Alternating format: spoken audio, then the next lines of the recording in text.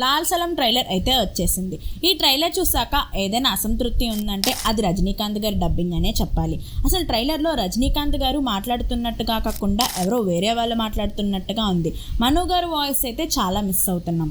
సాయి కుమార్ గారి వాయిస్ అయితే అస్సలు సెట్ అవ్వలేదు. ఇంకా మేజర్గా చెప్పాలంటే మూవీలో కపిల్ దేవ్ ఉండడం చాలా సర్ప్రైజింగ్గా ఉంది. అదే కాకుండా మ్యాడ్ ఫేమ్ అయిన అనంతికకు కూడా మంచి రోల్ పడిందని చెప్పాలి.